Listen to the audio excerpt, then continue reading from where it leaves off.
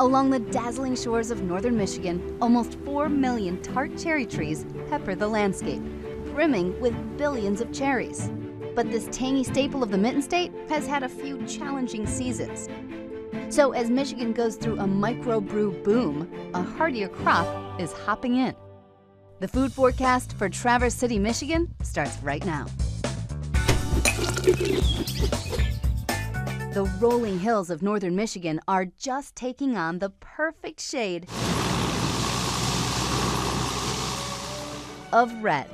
The mesmerizing dance of the cherry harvest in Traverse City is in full swing.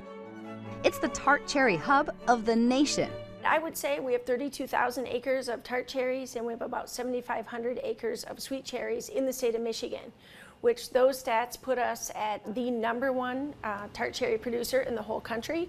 Surrounding the subtle topography and sandy soils, glimmering Lake Michigan, the key ingredient in what makes this land perfect for growing the tart cherry. You know, we're pretty far north. That's the thing. People when you look at it, we're at the 45th parallel, and they're like, how do you grow things like wine grapes or cherries? And it's because we have Lake Michigan that moderates our climate. So let me explain that a little more. Lake Michigan actually acts like a blanket of sorts. In the spring, what happens is air blows over that relatively warmer lake, and then it'll protect it with cloud cover, wind, or just relatively warmer air in general.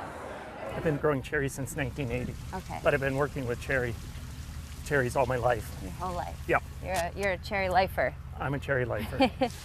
Jim Nugent owns Sun Blossom Orchards, including a relatively small 30-acre tart cherry farm. This year, he'll get about £500,000 pounds. The trees that we were shaking right here are probably in the neighborhood of 150 to 225 pounds per tree.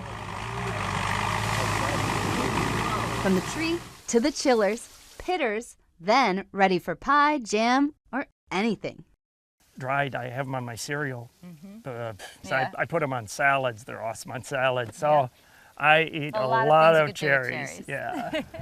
While this season is looking promising, the past decade has not been without major risk for cherry farmers. Yeah, it's a very fragile crop. It's very susceptible to wind damage, it's susceptible to frost. It's not the easiest crop to grow. It's just that now our average bloom time is about advanced about 7 days in my career. And that isn't just by Jim's memory, it's fact. Without question, the overwhelming trend is that development is occurring earlier in the year, and the growing season is longer now than it was just a few decades ago.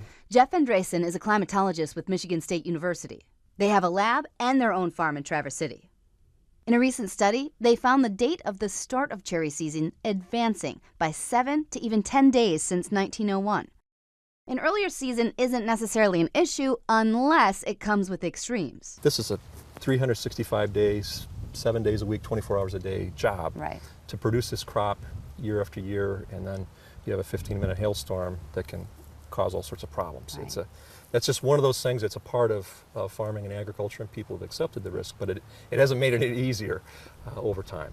That risk, the sensitivity and vulnerability is what drove Brian Tennis away from cherries and into hops.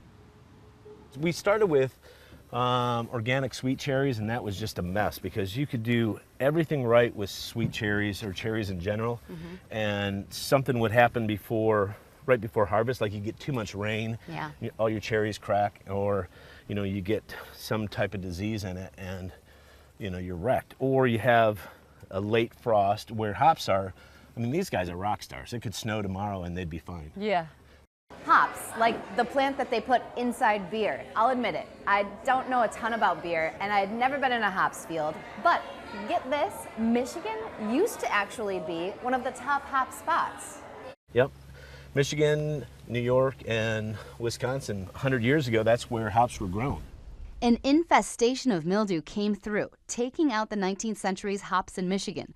But now, they're back. Each vine climbing 20 feet in just 2 months. On a good hot day, they'll grow, 6 to 10, sometimes 12 inches a day. Elegantly spiraling counterclockwise up the coconut rope, regenerating every year. We planted some of the first commercial acreage in Michigan in over a century, and that was we started with 1 acre, and now there's over 1,000 acres in the state. Yeah. And that now puts us top 4 in the nation and top 10 in the world in growing hops, and that's just within a decade. So what Brian couldn't have known is that Michigan was about to have a beer boom. That's right, after he took a chance on hops, now there are more than 200 microbreweries in the state, 100 brew pubs, and a hops renaissance. So this just finished boiling, and we went through the whirlpool process where it separates out the solids. John Stewart is one of the folks buying those Michigan hops. He's the director of brewing operations at Perrin Brewing Company in Comstock Park. So here we have the whole leaf dried hop, so you can actually see kind of what like the cones we were looking out there, but they've removed the moisture to make it a little bit more stable.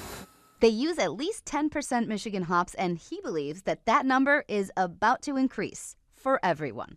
There's a lot of farmers that are taking and putting hops in. They grow well in the area up in Traverse City. There's a little bit, I think, more hardy of a crop that are going in. There's a huge demand for local Michigan hops. So while John's going to be buying, Brian is racing to produce. And I saw you have a bunch ready to go. Is that for the next season? Yeah, we just finished that last Friday. That's an expansion. We'll be planting in the next 2 or 3 weeks or so. When we had this first acre, we thought, we really thought we were hot because, like, what are we going to do with all these hops? Yeah. And now there's like 1,000 times this in the state. It's, right. It's pretty remarkable where the and the industry demand has is gone. there, and that's the thing, is that Yeah, you're going to have absolutely. people that are wanting Michigan hops. As big as beer might get, the Michigan Cherry isn't going anywhere. Speaking, kind of realistically, with boots on the ground, we still have 32,000 acres of cherries, and we have roughly probably 700 acres of hops. So we still have a ways to go in the hops industry. We still are in a pretty good area for growing fruit. Lake Michigan is still there, and that is the big influence on our climate that allows us to grow the cherries. I think it's going to be more challenging. I mean, we just are seeing that as we bloom earlier. So what the future 50 years from now will hold, I don't know. But I know we've got a lot of people working really hard to help us adjust to those changes. At Perrin, they're taking advantage of the bounty that Michigan has to offer, marrying the two with a tart cherry beer. But for any of those cherry farmers considering diversifying with hops, a warning. Is a beard necessary to be in the beer industry? It's kind of like a skinny chef thing. I don't know if I'd trust a brewer that was completely clean shaved. Do you think that anyone having to do with beer has to have a beard? I think it's one of the qualifications. Yeah. Even ladies. Yeah. This is the food forecast for Traverse City, Michigan.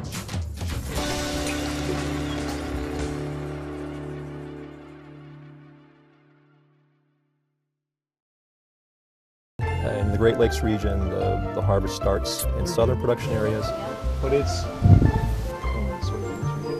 you plant and then the trees, I think. I'm not positive about this, but I think we use sweets. It's pretty good. Should go professional.